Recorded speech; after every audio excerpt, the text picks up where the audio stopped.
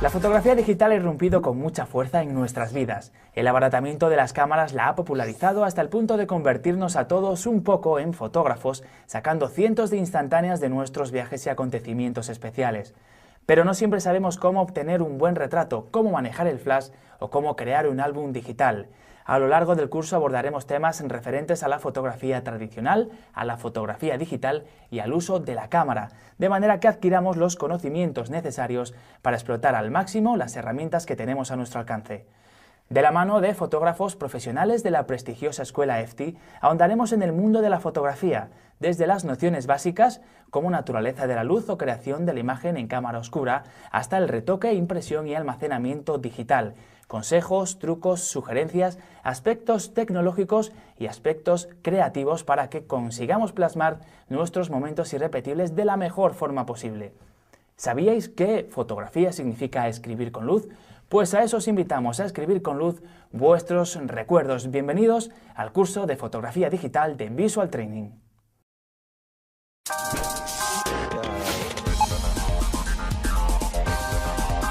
Nos acompaña Beatriz Martínez, fotógrafa y profesora de la prestigiosa Escuela de Fotografía EFTI. Bienvenida, Beatriz. Muchas gracias, Juan Pablo. Decíamos al principio que fotografiar es escribir con luz, pero ¿cómo se forma la imagen dentro de la cámara fotográfica?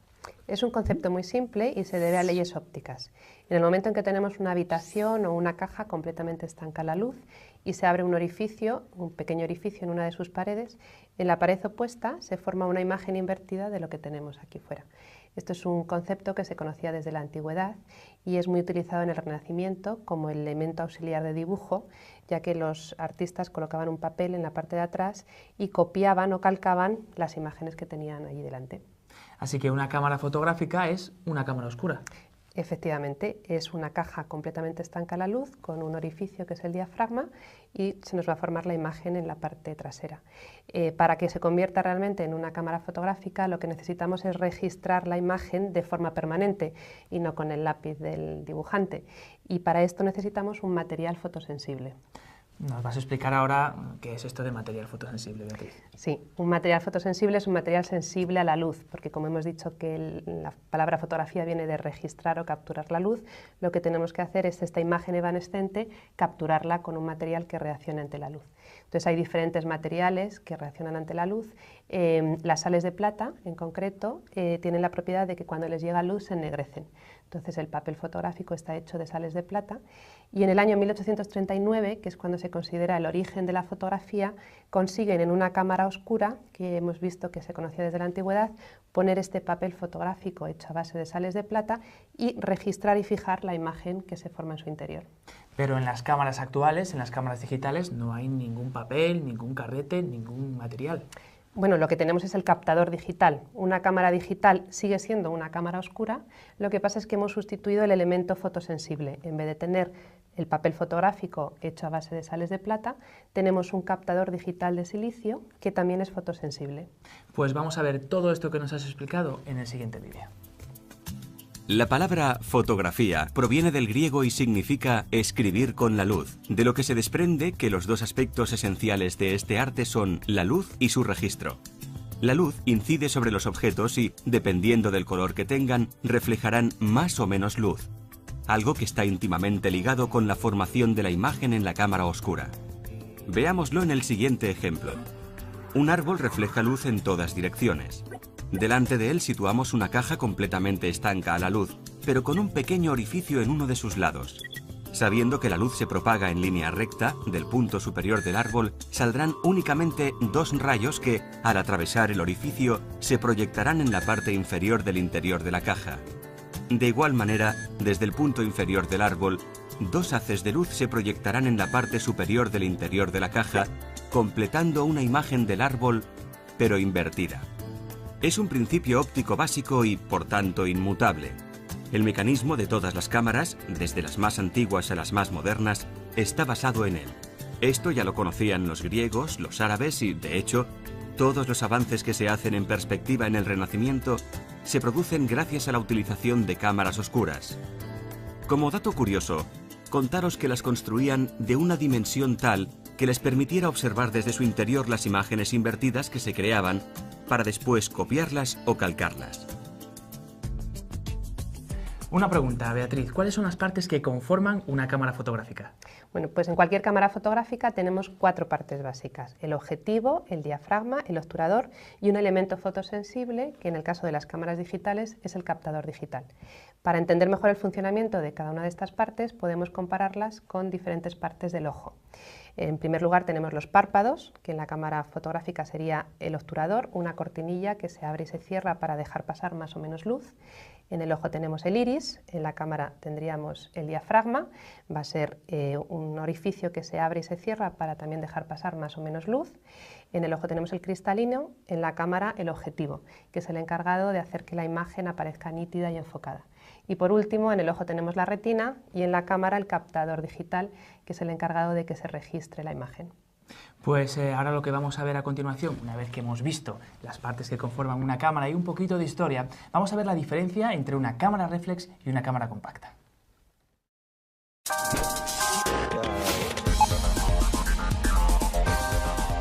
En este punto vamos a conocer las diferencias entre una cámara compacta y una cámara reflex. ¿Cuáles son estas diferencias, Beatriz? Bueno, pues las cámaras compactas se llaman así porque el cuerpo de la cámara y el objetivo son un bloque compacto, no podemos intercambiar objetivos. Mientras que en las cámaras reflex nosotros podemos desmontar y volver a montar los objetivos. Entonces son cámaras de objetivos intercambiables, nos permite tener una serie de ópticas y dependiendo de qué fotografía queramos hacer, ir usando una u otra. ¿Alguna otra diferencia? Sí, las cámaras reflex tienen en su interior un sistema interno de espejos por medio del cual la luz se refleja en el espejo y la vemos a través del visor. Lo que estamos viendo a través del visor es lo mismo que ve el objetivo y lo mismo que luego va a captar el captador digital. Las cámaras compactas, lo que vemos por la pantalla, también es la misma imagen que entra por el objetivo y que luego veremos en la fotografía. Lo que pasa es que en vez de llevar un sistema interno de espejos, lo que llevan es un sistema de vídeo electrónico. ¿Diferencia de tamaño hay? Sí, ¿no? es evidente. Las cámaras reflex son mucho más voluminosas, pesan más, ocupan más espacio. Las cámaras compactas son muy chiquititas, son muy fáciles de llevar en un viaje o para de vacaciones. Las cámaras reflex se consideran más cámaras profesionales porque tenemos muchos más controles y formas de hacer nuestra imagen. Pero con cualquiera de las dos se pueden hacer fotos estupendas. Pues vamos a ver ahora, Beatriz, cómo funciona una cámara reflex. Como vemos en el gráfico, la luz entra por el objetivo y rebota en el espejo a 45 grados. A continuación vuelve a rebotar en el juego de espejos del pentaprisma y llega al visor. Al accionar el disparador, el espejo de 45 grados se levanta y el obturador se abre registrándose la imagen en el captador digital. Así funciona una cámara reflex. Hemos visto las diferencias entre una cámara reflex y una cámara compacta, Beatriz, pero dinos ahora si tienen las mismas partes. Sí, las dos tienen las 4 partes que son básicas en una cámara que hemos visto antes: el objetivo, el diafragma, el obturador y el captador digital.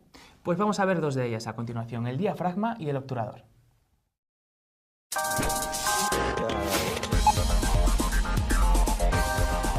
El obturador y el diafragma son 2 elementos de nuestra cámara fotográfica que nos permiten controlar la luz. ¿Pero qué es, en primer lugar, Beatriz, el diafragma? El diafragma es un dispositivo que tienen las cámaras, son una serie de laminillas metálicas que se abren y se cierran y me permiten controlar la cantidad de luz que llega al captador. Si abro mucho el diafragma llega mucha luz y si cierro el diafragma llega menos luz. Lo habíamos comparado con nuestros ojos, con el iris de nuestros ojos, ¿no? Efectivamente, cuando estamos en una habitación oscura nuestro iris se dilata para dejar que entre más luz a la retina y cuando salimos a exteriores y hay mucha luz nuestro iris se contrae. Si estuviéramos haciendo una fotografía necesitaríamos hacer lo mismo con el diafragma. En casos en los que haya poca luz necesitamos abrir diafragma y en casos en los que haya más luz podemos cerrar el diafragma. Parece sencillo. ¿Y el obturador qué es? El obturador lo habíamos comparado con los párpados. Entonces son unas laminillas que se van a abrir y se van a cerrar a una determinada velocidad. Lo controlo con un anillo que se llama el anillo de las velocidades de obturación. Entonces podemos hacer que esta cortinilla pase más rápido o más lento. Si la cortinilla pasa más lento, llega más luz al captador y si la cortinilla pasa más rápido, llega menos luz. Vamos a ver el funcionamiento de estos 2 elementos en el siguiente vídeo, Beatriz. De acuerdo. El diafragma de las cámaras fotográficas lo controlamos a partir de unos valores numéricos estándar. los números F, que son 1, 1,4, 2, 2,8, 4, 5,6, 8, 11, 16, 22. Como podéis ver en esta escala, un número F pequeño indica que el diafragma está más abierto, y cuando el número F es mayor, significa que el diafragma está más cerrado. Cada uno de estos números F en la escala deja pasar la mitad de la luz que el diafragma anterior y el doble que el siguiente. Por ejemplo, un diafragma 5,6 va a dejar pasar menos luz que un 4, concretamente la mitad. De igual manera, dejará pasar el doble de luz que un F8. Controlamos la abertura del diafragma con un dial que suele estar en la parte superior de la cámara. En otras ocasiones, lo encontraremos en la propia óptica. Dependiendo de la máquina, los números F pueden aparecer en tercios o en enteros. Cuando en fotografía se habla de abrir o cerrar un paso o punto, siempre nos referimos a un paso completo de diafragma. De modo que si estamos con un diafragma 8 y se nos pide abrir 2 puntos, tendremos que poner un F4. Se define velocidad de obturación como la velocidad a la que se abre o se cierra el obturador de una cámara. Controlaremos la velocidad de obturación con un dial que se encuentra normalmente en la parte superior de la cámara. El obturador se controla con el dial que indica las diferentes velocidades de obturación. Los números que aquí aparecen aluden a la rapidez con la que se abrirá y se cerrará de nuevo la cortinilla, o, lo que es lo mismo, a la cantidad de luz que dejaremos pasar. Estas cifras hacen referencia a fracciones de segundo, de manera que el 30 es en realidad un treintavo de segundo y el 1000 una milésima. Este es el tiempo que permanece abierta la cortinilla. Así pues, si lo ponemos en 1, por ejemplo, quiere decir que el obturador permanece abierto un segundo. Independientemente de la velocidad máxima y mínima que ofrezca nuestra cámara, contará, como las demás, con una posición denominada B para la función Bull. Esta permite mantener el obturador abierto tanto tiempo como mantengamos pulsado el disparador. Se usa especialmente en fotografía nocturna con un cronómetro para controlar la exposición y se suele conectar un disparador remoto para no tener que estar apretando el botón de disparo. Después de ver este vídeo, Beatriz, me pregunto, ¿en qué va a influir el que utilicemos una velocidad de obturación más o menos rápida o un diafragma más o menos abierto? Bueno, pues más adelante vamos a ver que el diafragma me va a influir en lo que llamamos la profundidad de campo, que es el espacio que tengo enfocado en una fotografía, que este puede ser mayor o menor. Y la velocidad de obturación va a influir en cómo se registra el movimiento. Yo puedo congelar una acción o captar la estela del movimiento. Pues vamos a ver a continuación más elementos de nuestra cámara fotográfica.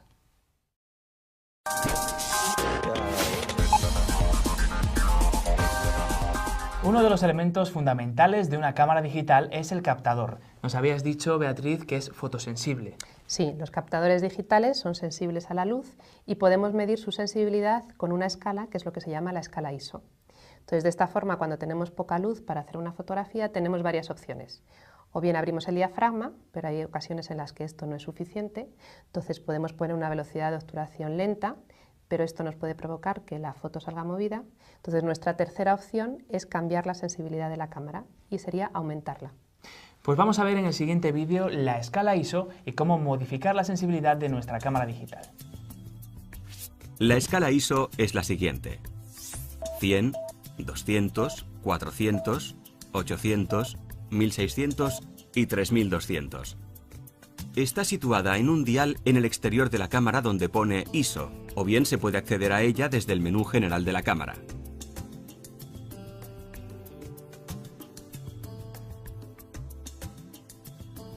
Los sensores digitales tienen una sensibilidad real que suele ser la mínima que aparece en la escala ISO. Cuando aumentamos la sensibilidad en una cámara digital, lo que estamos haciendo es amplificar artificialmente la señal eléctrica, y esto produce un aumento del ruido en la imagen a altas sensibilidades. Esta imagen ha sido disparada con una sensibilidad de 100 ISO. La siguiente imagen con una sensibilidad de 3200 ISO. Aparentemente ambas imágenes parecen iguales, pero cuando ampliamos y nos fijamos en la zona de sombra, podemos claramente apreciar que en la imagen de 3200 ISO aparecen píxeles de colores irreales en la zona de sombras, que hacen que el color de esa imagen parezca más sucio. Hemos visto cómo modular la cantidad de luz a través del diafragma, del obturador y del captador, pero ¿cómo sabemos realmente, Beatriz, cuál es la cantidad de luz que necesitamos? Pues gracias a un aparato que tienen las cámaras que se llama el fotómetro, con el que podemos medir la cantidad de luz. Nos lo cuentas mejor en el próximo capítulo.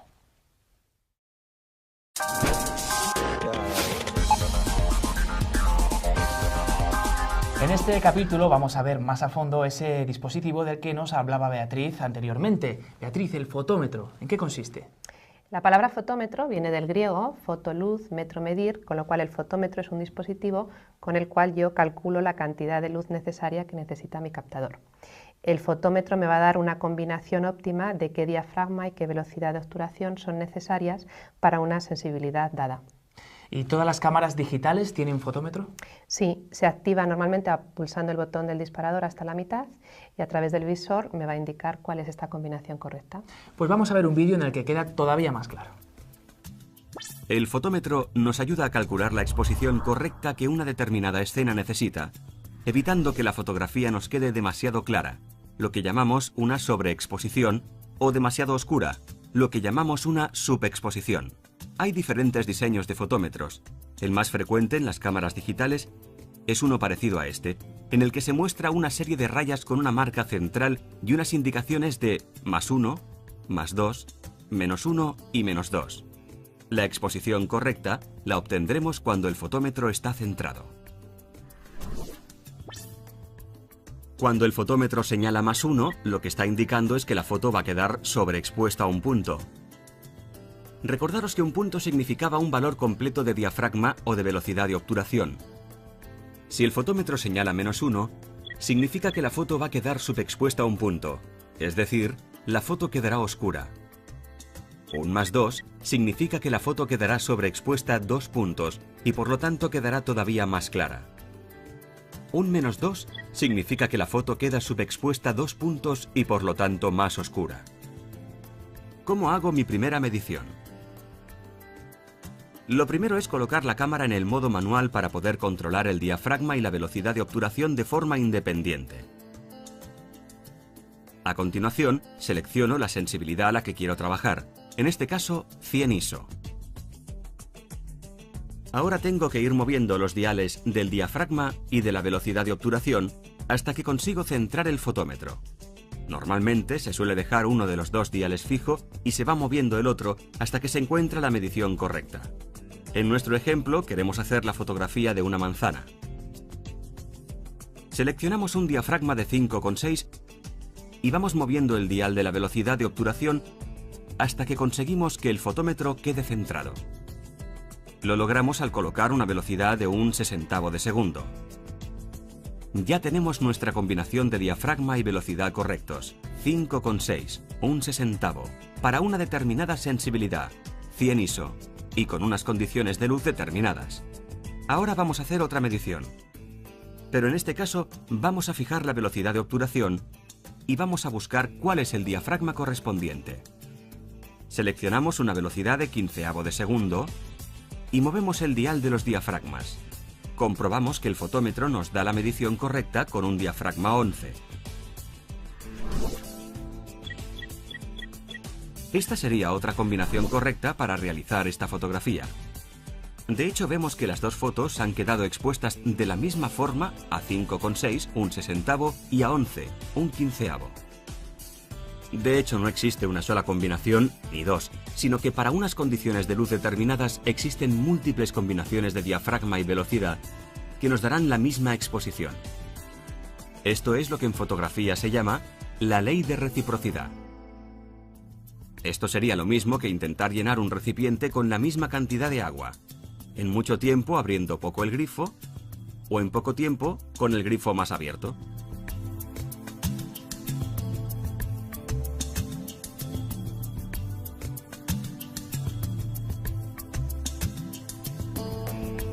Bueno, Beatriz, veo un montón de combinaciones. ¿Cómo sé cuál debo elegir?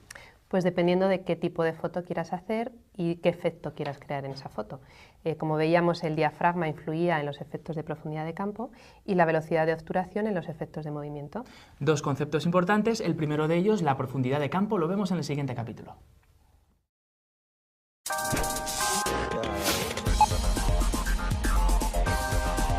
Seguimos viendo conceptos importantes que os van a ser muy útiles en vuestra iniciación al mundo de la fotografía. Nos decía antes Beatriz que el diafragma influía en la profundidad de campo, pero ¿qué es la profundidad de campo? La profundidad de campo se define como el espacio por delante y por detrás del plano que enfoco, en el que también las cosas salen nítidas. Si tengo una profundidad de campo pequeña, significa que ese espacio es reducido, y si tengo una profundidad de campo grande, significa que ese espacio es mayor. Entonces, el diafragma influye en tanto en cuanto si uso un diafragma abierto, reduzco la profundidad de campo, y si uso un diafragma cerrado, amplío la profundidad de campo. Entonces, por ejemplo, si yo quiero hacerte un retrato, yo puedo elegir desenfocar el fondo o enfocar en fondo. Si uso un diafragma cerrado, seguramente conseguiré que tanto tú y el fondo aparezcáis nítidos, y si uso un diafragma abierto, desenfocar el fondo. Muy bien, pues ¿qué te parece si lo vemos en un vídeo como hemos hecho con anteriores conceptos? Estupendo. Venga, vamos a verlo. Por profundidad de campo se entiende el área o la distancia dentro de la cual los motivos permanecen enfocados. Esta fotografía está tomada con poca profundidad de campo. Como podemos comprobar, tenemos solo una pequeña zona enfocada. Por el fondo aparece desenfocado. La profundidad de campo depende de varios factores. Uno de ellos es el diafragma. Cuanto más abierto esté el diafragma, menos profundidad de campo. Cuanto más cerrado esté el diafragma, obtendremos una mayor profundidad de campo. En este otro ejemplo podéis ver la misma fotografía tomada con 3 diafragmas diferentes. El enfoque no se ha cambiado. En las 3 imágenes estamos enfocando al rey en el tablero de ajedrez.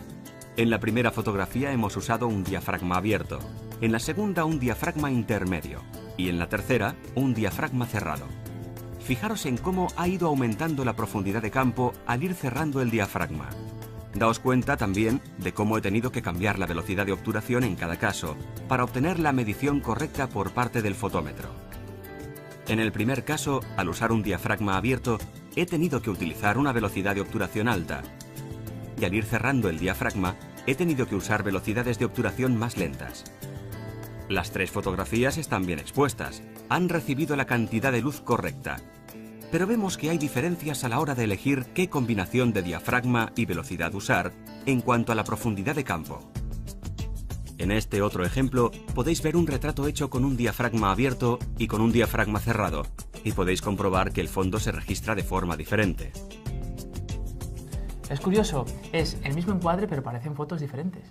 Sí, porque con la profundidad de campo es una de las herramientas que tiene el fotógrafo para poder influir en los diferentes centros de atención de una imagen. Por ejemplo, si volvemos al retrato ficticio que te he hecho antes, en el que elegía si quería que el fondo quedara enfocado o no, pues si abro mucho el diafragma para desenfocar el fondo, lo que hago es que centro la atención sobre tu cara. Si en cambio cierro el diafragma para que el fondo también salga enfocado, se empieza a crear una relación en el retrato entre tú y el fondo. Vamos a ver otro aspecto que también me decías antes que modificaba mucho el resultado final de una fotografía. Hablamos de la velocidad de obturación.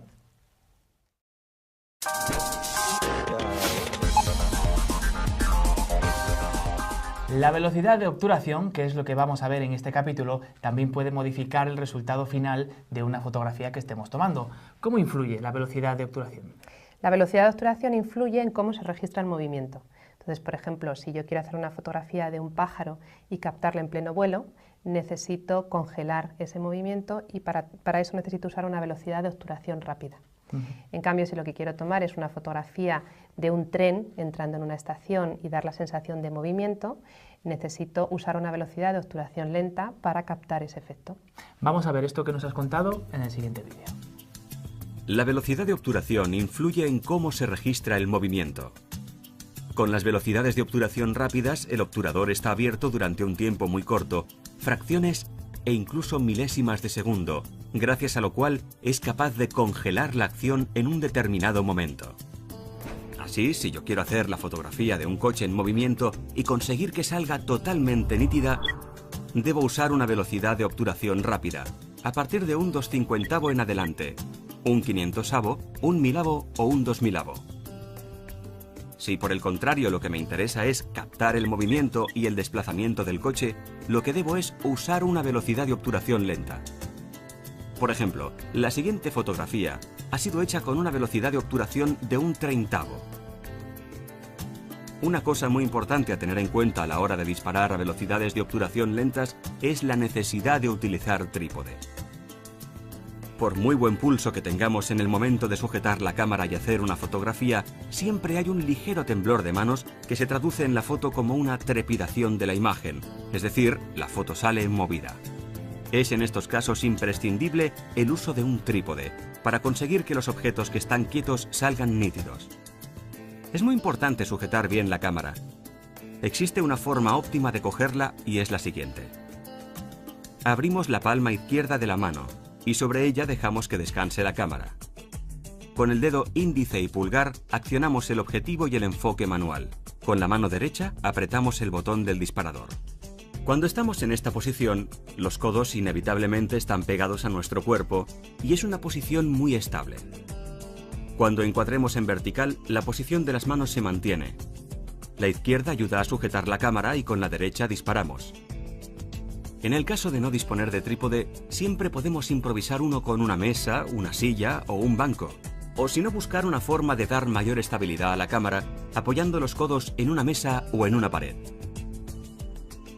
A continuación vamos a ver diferentes ejemplos de fotos tomadas con distintas velocidades de obturación para que podáis comprobar los diferentes efectos.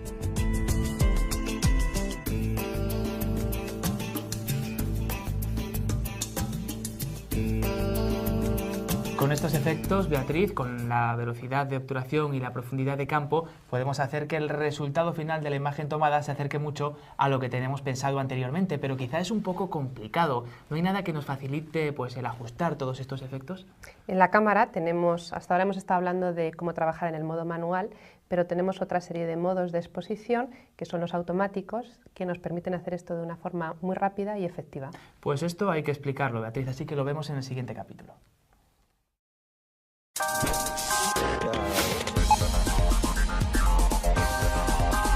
Vamos a ver a continuación los modos de exposición, que son unos ajustes predeterminados con los que la cámara, digamos que te echa una mano a la hora de seleccionar los efectos adecuados, ¿no? Sí, casi todas las cámaras nos ofrecen el modo manual, pero lo que es muy habitual es que tanto en las compactas como en las cámaras reflex tengamos una serie de automatismos o semiautomáticos con los que poder hacer todos estos efectos que hemos visto con anterioridad de una forma un poco más rápida.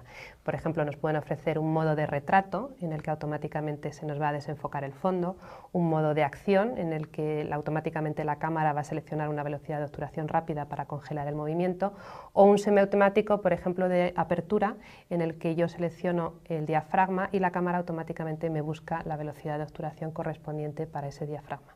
Pues vamos a ver lo que nos estás contando tú en el siguiente vídeo. En las cámaras encontramos los modos de exposición en un dial colocado en la parte superior de la cámara, o bien accedemos a ellos a través del menú. Dependiendo de la cámara podemos tener más o menos modos de exposición. Vamos a explicar los más frecuentes. Todos estos modos son diferentes formas de controlar la combinación de diafragma y obturador, que son necesarios para realizar una exposición correcta y obtener una buena fotografía. M.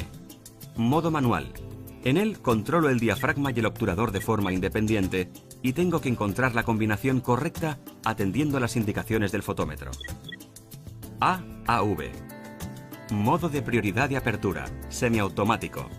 En este modo, seleccionamos el diafragma que queremos utilizar y el fotómetro colocará automáticamente la velocidad de obturación. STV. Modo de prioridad de velocidad de obturación, semiautomático. En este modo, seleccionamos qué velocidad de obturación queremos utilizar y el fotómetro coloca automáticamente el diafragma necesario. P. La cámara escoge los parámetros de apertura y tiempo de exposición. El fotógrafo puede escoger los demás parámetros que permita la cámara, por ejemplo, el balance de blancos, el modo de flash o la sensibilidad ISO. Modo automático, auto. Todos los parámetros serán elegidos automáticamente por la cámara. Por ejemplo, si no hay suficiente luz, la cámara automáticamente disparará con flash. Tenemos otros modos preconfigurados en la cámara para fotografía de paisajes, retratos, fotos panorámicas, etc. Vamos a ver algunos de ellos. Modo retrato. Es un modo automático en el que la cámara elegirá un diafragma abierto para conseguir poca profundidad de campo. Modo paisaje. Este es un modo automático en el que la cámara elegirá un diafragma cerrado para conseguir mucha profundidad de campo. Modo escena nocturna. Es un modo automático pensado para capturar personas con un fondo de atardecer o nocturno.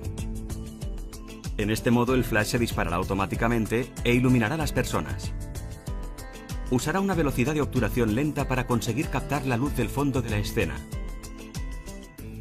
De esta forma conseguirá que tanto el fondo como la persona queden bien expuestas. Modo acción o deporte. Este es un modo semiautomático en el que la cámara elige una velocidad de obturación rápida para congelar el movimiento. Modo macro. Este es un modo automático para fotografiar cosas a una distancia cercana. Y con este vídeo finalizamos. Ya solo nos queda por conocer el consejo de nuestra experta, Beatriz Martínez, que es fotógrafa y profesora de la prestigiosa Escuela de Fotografía EFTI. Beatriz, a modo de resumen, ¿qué nos aconsejas? Pues que con las 4 cosas que hemos visto en este DVD realmente podemos conseguir mejorar nuestras imágenes y que en vez de que hagamos una fotografía buena por casualidad, podamos previsualizar la imagen que queremos y la obtengamos. Muy bien, pues muchas gracias por acompañarnos. Gracias a vosotros. Y a ustedes les veo en la siguiente entrega de nuestro curso de fotografía digital. Hasta entonces. Bienvenidos al curso de fotografía digital de Visual Training. Ya hemos aprendido nociones básicas de fotografía y de nuestra cámara para poder empezar a captar imágenes. En esta ocasión vamos a centrarnos en la composición. Aprenderemos a buscar el mejor punto de vista para una imagen, a utilizar diferentes objetivos y a aprovechar al máximo las diferentes condiciones de luz. ¿A qué ya apetece coger la cámara y ponerse a disparar? Pues comenzamos.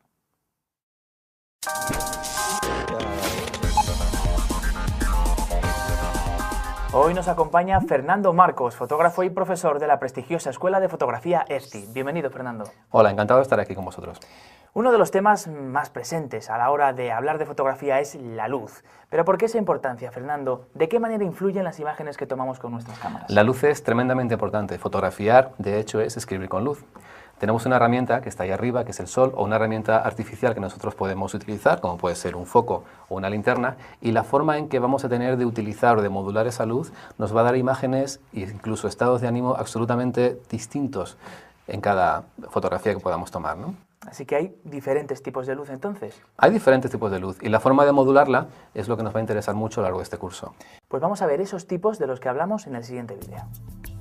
Los diferentes tipos de luz que nos podemos encontrar a la hora de hacer una fotografía son los siguientes. Luz directa. Con este tipo de luz se crean contrastes muy pronunciados entre las zonas de luz y sombra y los colores resultan muy vivos. Esto puede ser beneficioso en fotografía de arquitectura, para resaltar volúmenes. En cambio, se pierden los detalles y las texturas. En retratos, puede endurecer mucho las facciones y crear sombras no deseadas. Luz difusa. Este tipo de luz proyecta pocas sombras y se proyecta con suavidad desde todas las direcciones, de modo que al hacer un retrato, en lugar de sombras poco atractivas, los rasgos se moldearán sutilmente. Sin embargo, con luz difusa, los colores pierden parte de su brillo. En los días nublados, en cambio, las altas luces quedan esparcidas, dando un aspecto uniforme a los colores y desapareciendo las sombras duras. Luz reflejada.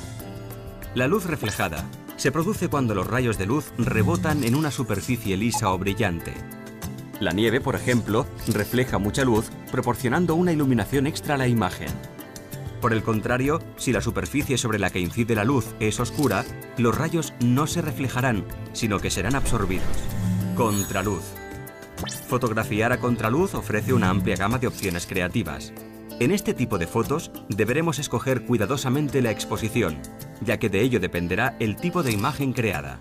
Si tomamos la exposición con nuestro fotómetro midiendo en el fondo, pueden crearse siluetas, por ejemplo, con la luz del amanecer o del anochecer, justo cuando el sol se pone tras el horizonte.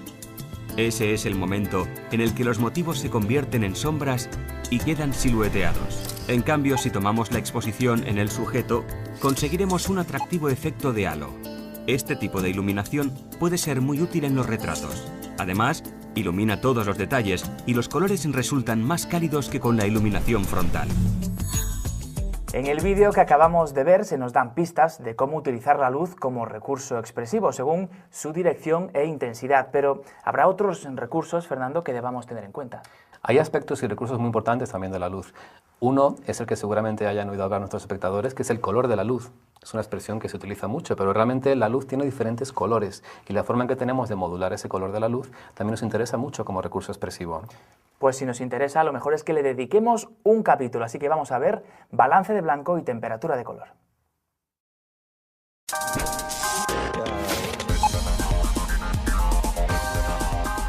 Decíamos en el capítulo anterior que la luz tiene una coloración que en principio es necesario corregir y que nos resulta muy difícil de apreciar a simple vista con exactitud. ¿Por qué sucede esto, Fernando, y cómo influye? ¿Cuál es su importancia en una fotografía? Pues sucede porque realmente la luz proviene de una fuente. Nuestra luz, cuando salimos a la calle, proviene del sol. Si estamos en el interior de algún sitio, pues podemos encender una linterna o estos focos que tenemos a nuestro alrededor. Y el tipo de emisor nos va a dar un determinado tipo de temperatura de color distinto, ¿vale? Por ejemplo, si encendemos un mechero, nosotros vemos que esto se está produciendo por una combustión del gas. La llama al principio es más azul y se va enfriando según va subiendo hacia arriba y se convierte en una llama un poco más amarilla.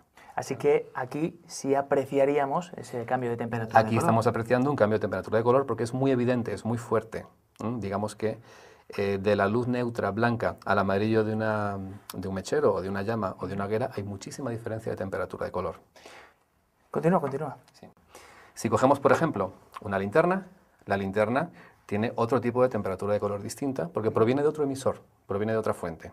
Como vemos todos, es un poco más amarilla, aunque hoy día también hay tipos de luces más neutras, etcétera, pero eso es otro tema, ¿vale? Y la fuente de luz neutra, por excelencia, es el sol.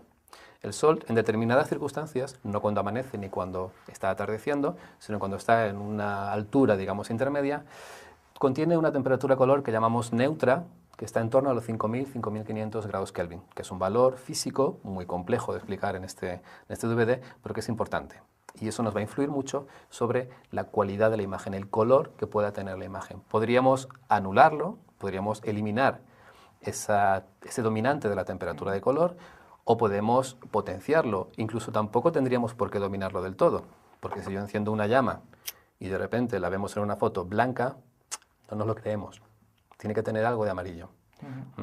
El ojo va a adaptar ese color de la temperatura de color.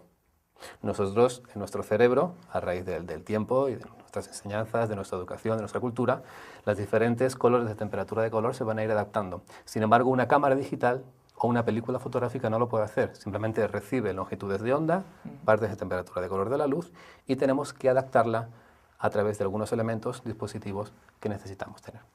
Fernando, como es un término complejo y abstracto, ¿qué te parece si lo vemos en un vídeo y lo dejamos un poquito más claro? Perfecto. La temperatura de color se mide en grados Kelvin, según una norma que sitúa en 5.600 grados Kelvin la luz del día teóricamente perfecta. Esta puede variar durante el día según la hora y las condiciones atmosféricas. Rosada por la mañana, amarillenta a primera hora de la tarde, anaranjada en la puesta de sol, azulada al caer la noche. A continuación vamos a ver algunos ejemplos aproximados de temperatura de color con distintas dominantes, de más cálida a más fría. 1700 grados Kelvin, luz de una cerilla. 1850 grados Kelvin, luz de vela. 2800 grados Kelvin, luz incandescente o de tungsteno, iluminación doméstica convencional. 5500 grados Kelvin, luz de día, flash electrónico, aproximado. 5770 grados Kelvin, temperatura de color de la luz del sol pura. 9300 grados Kelvin, pantalla de televisión convencional. 28.000, 30.000 grados Kelvin, relámpago. Normalmente, las cámaras digitales tienen una opción de configuración que permite indicar distintos modos de balance de blancos, corrigiendo así las tonalidades que interpreta nuestra cámara. La mayoría de las cámaras digitales trae incorporado al menos un sistema de balance de blancos automático. Los ajustes de balance de blanco más habituales de las cámaras digitales son los siguientes. Automático. En esta opción la cámara selecciona automáticamente el balance de blancos más apropiado. Interiores. El balance de blancos se ajusta asumiendo que nos encontramos en un espacio iluminado por la luz de una bombilla incandescente o halógena, que es la iluminación típica del hogar. Soleado. El balance se ajusta entendiendo que nos encontramos en un espacio exterior con un tiempo soleado. Nublado. En este balance, la cámara se ajusta asumiendo que nos encontramos en un espacio exterior con un tiempo nublado. Flash. Esta opción se usa cuando hacemos una fotografía usando flash. Preset. Esta última opción se suele usar para condiciones inusuales de luz, en el que la temperatura de color no se ajusta exactamente a ninguna de las anteriores, haciendo una medición específica para esa situación determinada. Una vez preparada la cámara para que capte correctamente la luz, debemos decidir qué incluir en nuestra fotografía y qué no. Es lo que llamamos, Fernando, el encuadre. Fundamental. Importantísimo, ¿no? Nuestro trocito de realidad. Pues vamos a ver cómo podemos seleccionar el mejor encuadre para nuestras fotografías en el siguiente punto.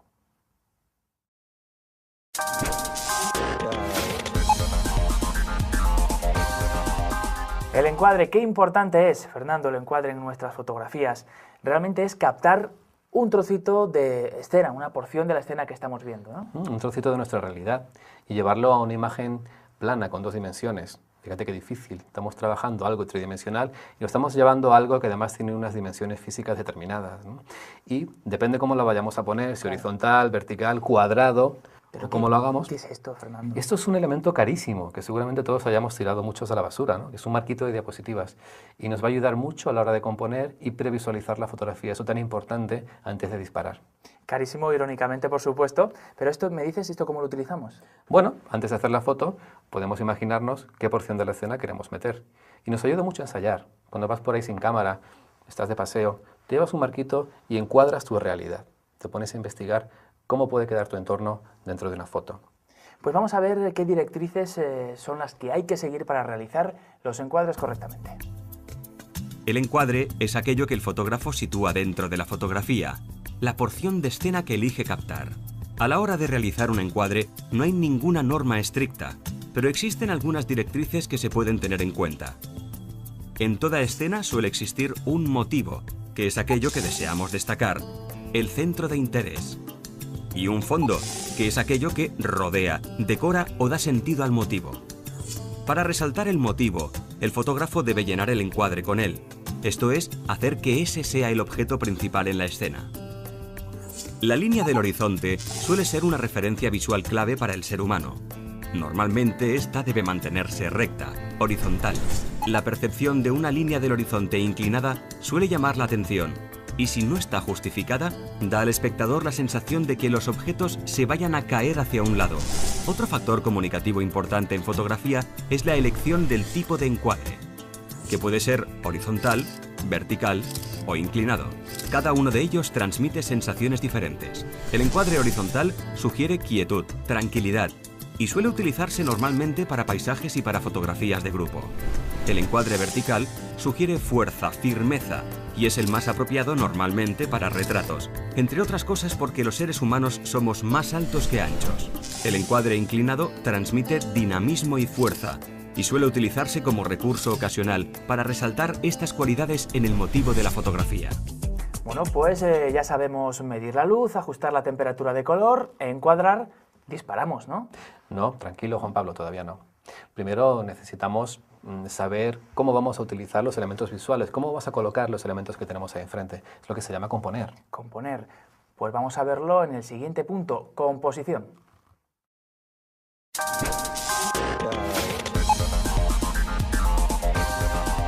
Vamos a ver a continuación la composición. Fernando, una vez que ya hemos conseguido el encuadre, ¿por qué es tan importante la colocación de los elementos dentro de ese cuadro?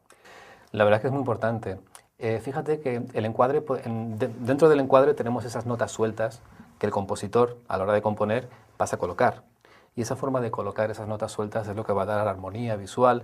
Vamos a conseguir una fotografía más equilibrada, que se lea más rápidamente, que intrigue más al espectador. Hay muchísimos elementos muy sencillos de verdad que nos van a ayudar a que nuestra imagen transmita lo que realmente nosotros queremos que transmita.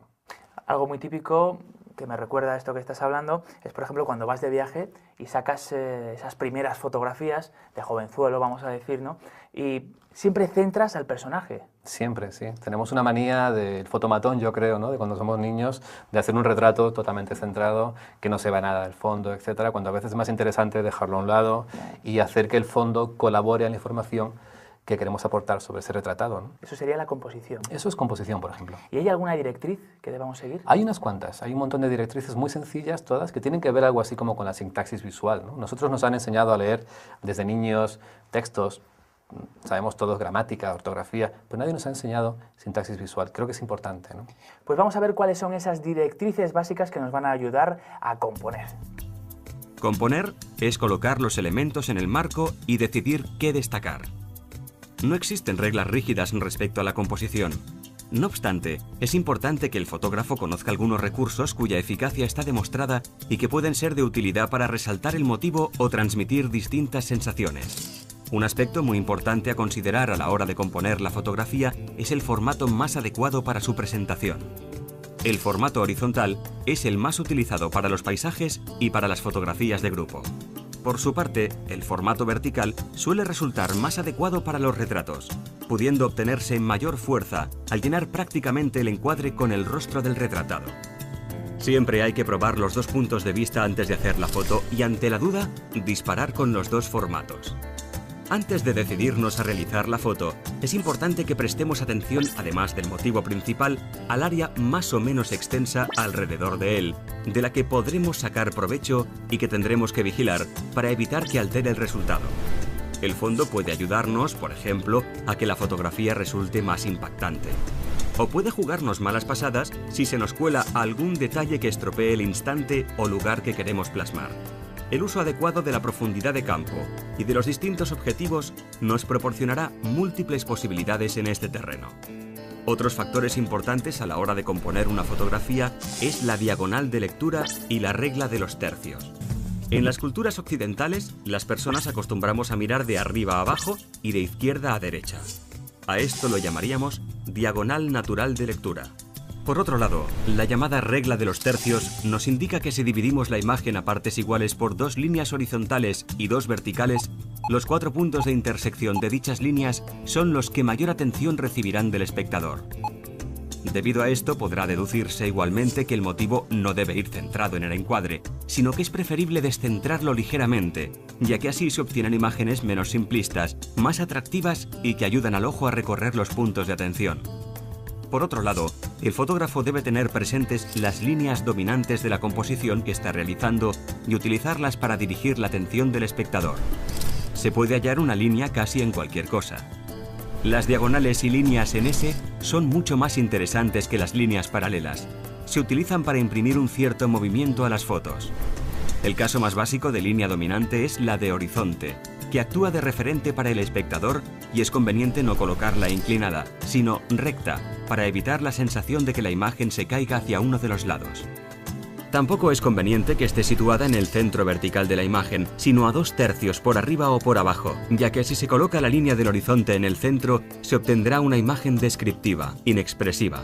Mientras que al bajarla o subirla, estaremos primando el cielo, el mar o la tierra como fondo de la imagen. Otro caso típico son las líneas diagonales que a menudo se forman en las fotografías. Por ejemplo, una carretera, un edificio, todos estos elementos forman líneas dominantes en la fotografía y pueden, por tanto, ser usados para conducir la atención. Un recurso habitual es colocar estas líneas en las diagonales de la fotografía, haciéndolas coincidir con una o más esquinas de la misma.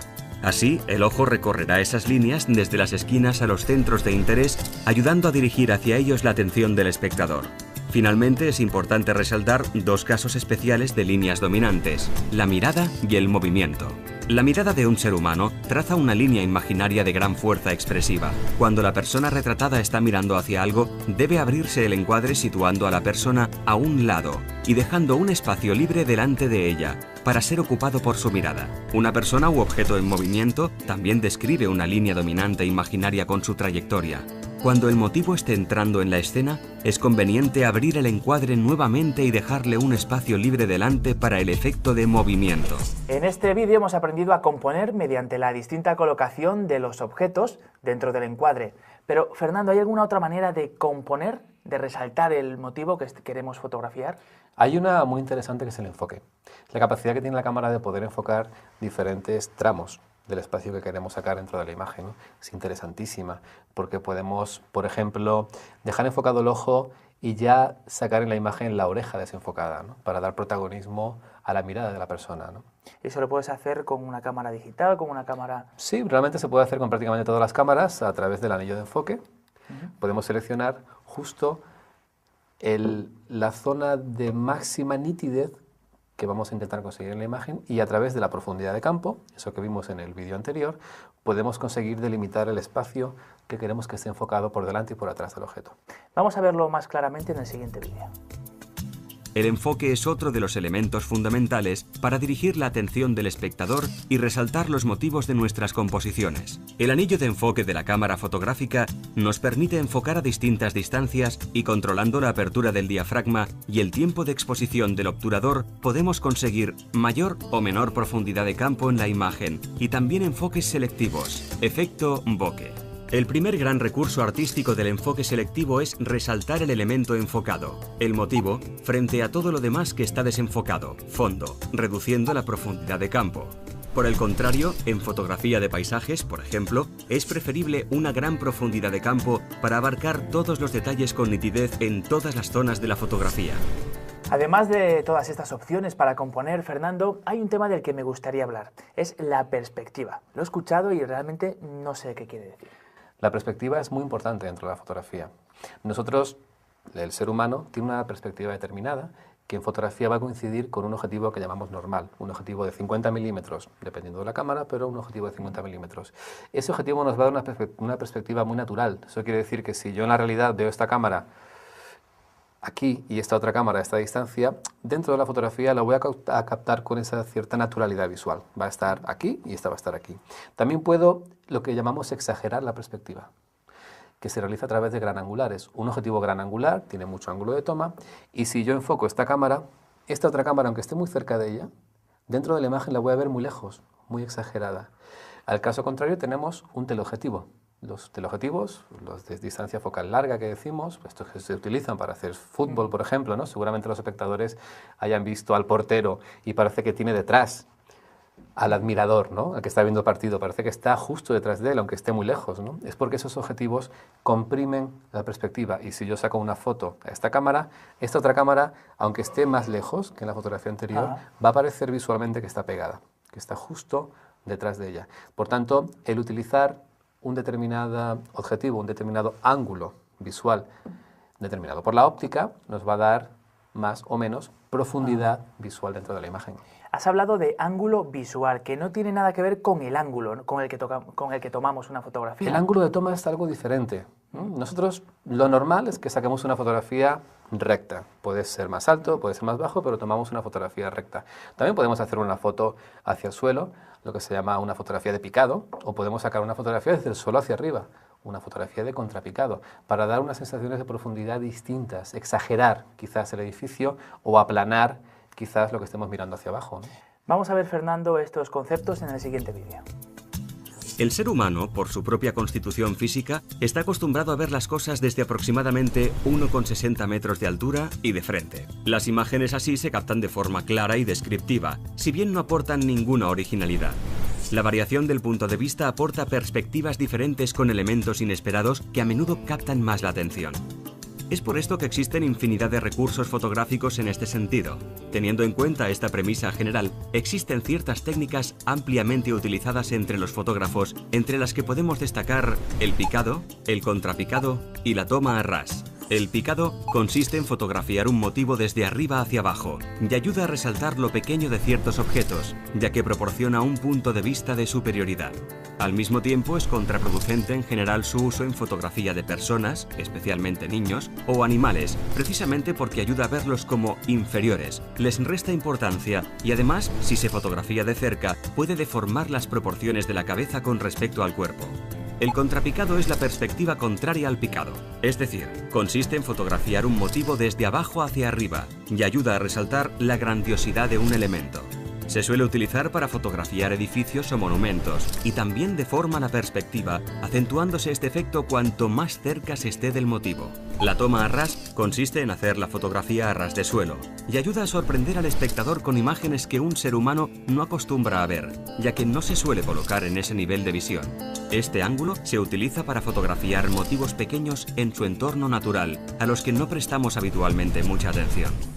Ahora ya tenemos las nociones básicas para componer una buena instantánea con cualquier cámara. Un tema importantísimo, el de la composición. Sí, realmente estamos aprendiendo a escribir, ¿no? A escribir. Pero son temas o conceptos un tanto etéreos todos, ¿no? Abstractos. Sí, no realmente. tenemos nada físico aún. Sí, hay muchas cosas físicas. Por ejemplo, esto de aquí, ¿no? ¿Qué es eso, Fernando? Es un objetivo. El objetivo es importante. Muy importante. Pues lo vemos en el siguiente capítulo.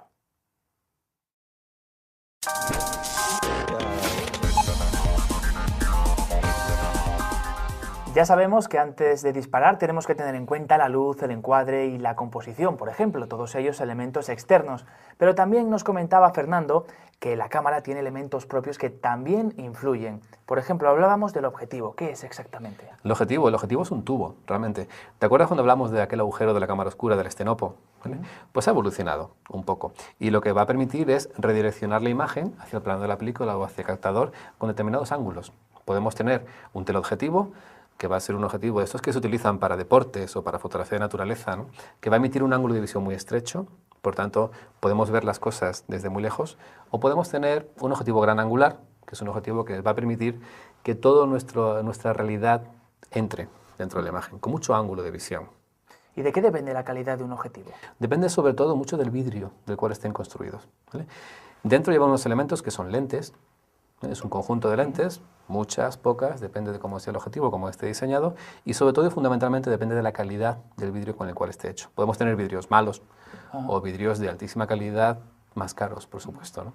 Un término que he escuchado y que no sé realmente qué significa. Distancia focal. Distancia focal. Te lo voy a explicar otra vez con mi maravilloso encuadrador. Carísimo. Carísimo encuadrador.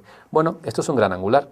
Yo me lo acerco, podríamos hablar de un objetivo 28 milímetros, por ejemplo, y más o menos algo así como que no es exactamente así, pero para que los espectadores lo puedan entender, desde el centro del objetivo hasta el plano donde se va a enfocar la imagen, habrían 28 milímetros. Un 50 milímetros, que es un objetivo que se considera normal, porque se parece mucho a la perspectiva visual, desde el centro al plano de la película habrán 50 milímetros. Un 300 milímetros son 30 centímetros de distancia entre el plano de la película y el centro, entre comillas, del objetivo. Esto para que lo podamos explicar de una manera sencilla, ¿no? Entonces aquí tenemos un objetivo ¿de cuánto? Este objetivo es de lo que llamamos de longitud focal variable. Comúnmente se llaman zoom.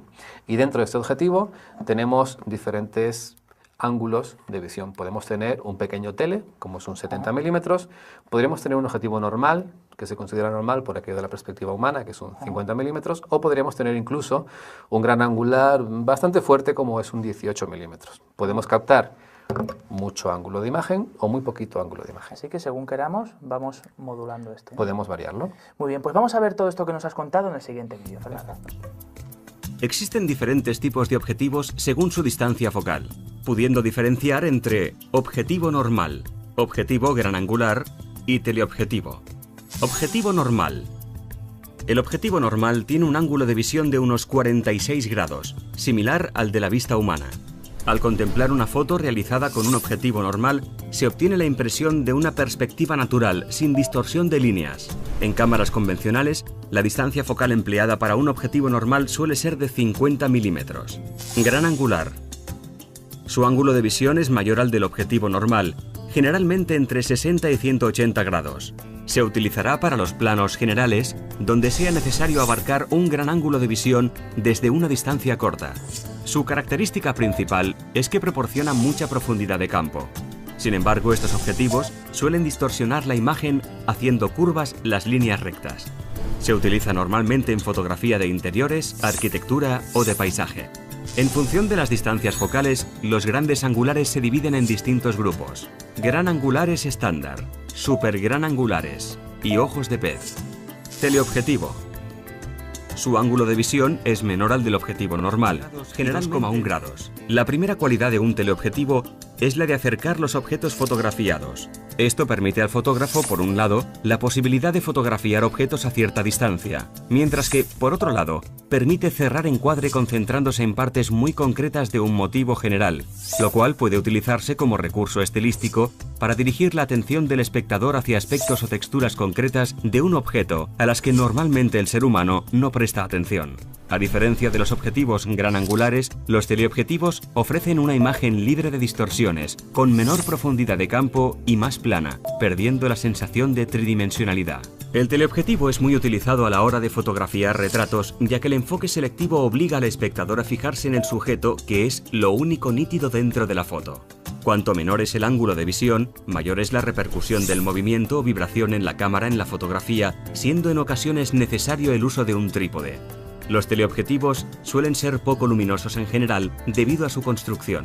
Dentro de los teleobjetivos podemos diferenciar entre objetivos para retrato, teleobjetivos estándar, superteleobjetivos. Otro parámetro que hay que tener en cuenta al clasificar los distintos tipos de objetivos es si son de distancia focal fija o si, por el contrario, son de distancia focal variable, o lo que es lo mismo, los llamados zoom. Los objetivos zoom son los más conocidos y utilizados, puesto que nos permiten modificar la longitud focal dentro de una misma óptica.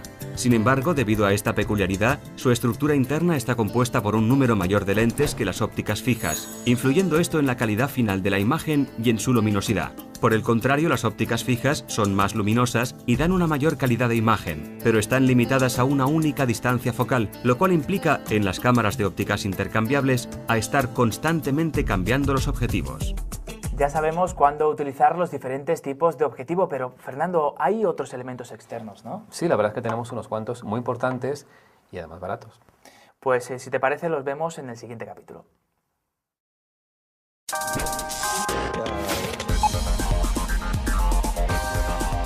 En este capítulo vamos a tratar los accesorios, los más básicos, los que cualquier aficionado debería tener. Por ejemplo, Fernando, los filtros. Los filtros realmente se utilizan más de lo que la gente piensa. Un filtro es una superficie de vidrio o de plástico, pero normalmente ya son todos de vidrio, con un determinado color o transparente, que lo que va a hacer es filtrar la luz, dejar que pase un determinado color de la luz y retener otros componentes. En digital se utilizan menos que en otro tipo de fotografía, pero tenemos dos tipos que sí nos interesan mucho para nosotros. Uno de ellos es el que llamamos filtro protector. Tiene diferentes formas de llamar, pero filtro protector a veces se llama skylight. Como ves, es un filtro transparente que lo que nos va a hacer es, sobre todo, proteger el objetivo. El filtro se enrosca delante del objetivo, vienen con determinados diámetros, pero puedes tener un objetivo más grande, un objetivo más estrecho, vienen con determinados diámetros, lo enroscamos y, sobre todo, lo que va a hacer es proteger las lentes frontales de arañazos, piedras, etcétera. Porque un filtro puede costar muy poco dinero, pero un objetivo puede costar mucho dinero. Sí. ¿Cambia lo que es la imagen? ¿Cambia la fotografía? En este caso, en fotografía digital, poco. No nos hace demasiado cambio. Porque antes en analógico sí teníamos que filtrar más la luz. Ahora el balance de blancos cumple un poco esa función. Pero claro, proteger el objetivo nos interesa. Claro. ¿Y existen otros tipos de filtros que cambien la imagen que queremos registrar? Hay otro más muy importante que es el filtro polarizador, que lo vamos a ver mejor en el vídeo. Pues vamos a ver esos filtros polarizadores que nos comenta Fernando. Los filtros polarizadores. Estos filtros están construidos sobre la base de dos cristales, uno fijo y el otro con movimiento de rotación que se gira hasta conseguir el efecto deseado. Elimina reflejos indeseados en superficies como agua o cristal. También mejora el colorido de la hierba y el follaje debido a que se filtran los reflejos azulados del cielo. Filtros protectores. Son cristales sin ningún efecto en la imagen y se usan para proteger la lente del objetivo de la suciedad y arañazos. Los más habituales son el filtro Skylight o 1A y el UV, UVA. Ya hemos visto cómo utilizar los filtros, en especial para obtener resultados creativos, pero hay otros elementos que son muy prácticos para cualquier fotógrafo. Fernando. Muy sencillos y baratos. Ya tenemos la cámara puesta en un trípode para que no se nos mueva. Le tenemos colocado el parasol para que no entre luz parásita. Le ponemos un cable disparador para que no movamos la cámara a hacer la fotografía y hacer fotos buenas. Pues vamos a verlo en el siguiente vídeo en profundidad. Parasol. El parasol es un accesorio que se coloca en el extremo del objetivo para eliminar la luz parásita o dispersa que resta contraste a las imágenes. La geometría del parasol depende de la distancia focal y será más corto y abierto cuanto menor sea la distancia focal y más grande y estrecho cuanto mayor sea la distancia focal. Una elección errónea del parasol puede producir viñeteado en la fotografía. En el caso de usar zoom, habrá que usar el parasol adecuado a la menor distancia focal de este. Trípode. El trípode es un accesorio con 3 puntos de apoyo que permite mantener la cámara fotográfica completamente estática. Suelen tener una zapata que se ajusta a la cámara con una rosca para dejarla permanentemente en ella y así acoplar la cámara rápidamente al trípode sin tener que enroscarla. Permite girar la cámara vertical, horizontalmente y moverla en altura. El trípode es necesario en exposiciones largas, a partir de un 1/30 de segundo aproximadamente, al usar teleobjetivos, pues un ligero movimiento en la cámara supone un movimiento muy grande en un sujeto enfocado a gran distancia. Es recomendable que el trípode sea pesado y estable para conseguir que la cámara esté completamente quieta. Si se prefiere uno ligero, se recomienda utilizar un disparador para no mover la cámara en el momento de apretar el botón del obturador. El disparador. El disparador es un accesorio que nos permite efectuar un disparo sin afectar al movimiento de la cámara cuando utilizamos un trípode. Los primeros y los más utilizados constan de un cable más o menos largo, con un botoncito en un extremo y una rosca en el otro, la cual se inserta en el pulsador de disparo del obturador. A estos le siguieron los disparadores electrónicos por control remoto, que afectaban aún menos al movimiento de la cámara. Este es el tipo de disparadores que se utilizan en las cámaras SLR automáticas. Bueno, Fernando, así que todos estos elementos hacen que el acabado final de nuestra foto mejore. Mucho, la verdad es que son elementos muy sencillos que puedes llevar en la bolsa sin ningún problema y nos va a ayudar mucho a que la foto no se nos trepide, no se nos mueve, queda más nítida, más cromática, mejora mucho la imagen, de verdad que sí. Vamos a ver el siguiente capítulo, ¿visor o LCD?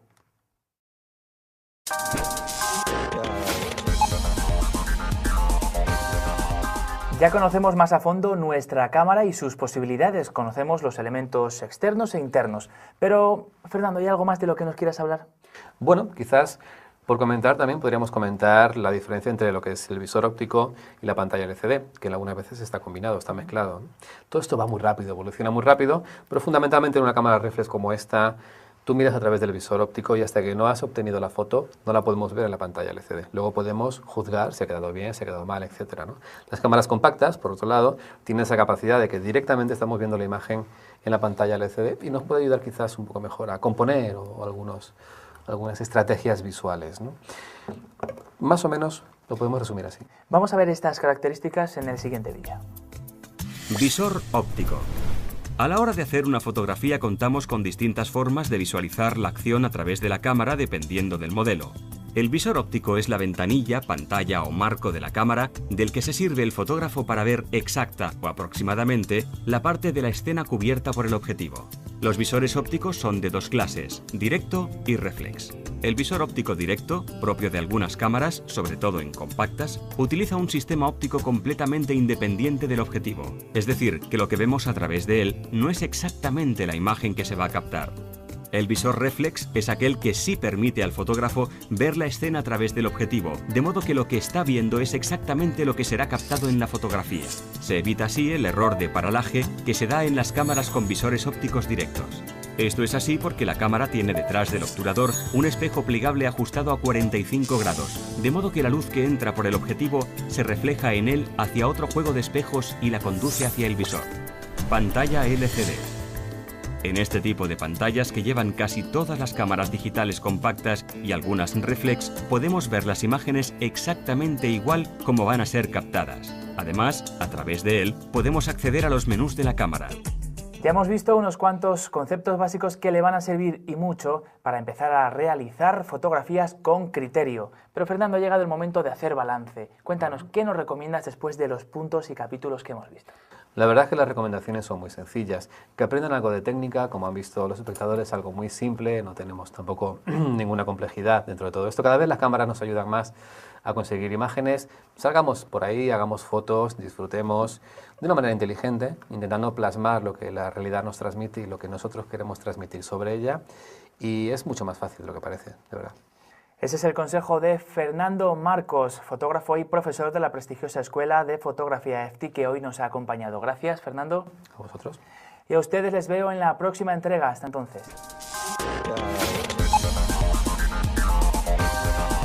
Bienvenidos al curso de fotografía digital de Visual Training. Para hacer una buena fotografía no es suficiente con tener nociones de composición y controlar el diafragma y la obturación. Es necesario tener un profundo conocimiento de nuestra cámara digital para así aprovechar al máximo todas sus funciones. Si además entendemos cómo es el proceso de captura de una imagen digital, estaremos mucho más cerca de conseguir la imagen que queremos y no la que quiere el automatismo de nuestra cámara. A continuación veremos cómo funciona nuestra cámara digital. Eso sí, será con un lenguaje sencillo y con ejemplos prácticos. Prestaremos atención a los conceptos más importantes como son el ruido, la resolución o los formatos. Veremos cómo se forma el color dentro de nuestra cámara digital o qué son los sensores o los captadores. Así pues, comienza el curso de Visual Training sobre la cámara digital.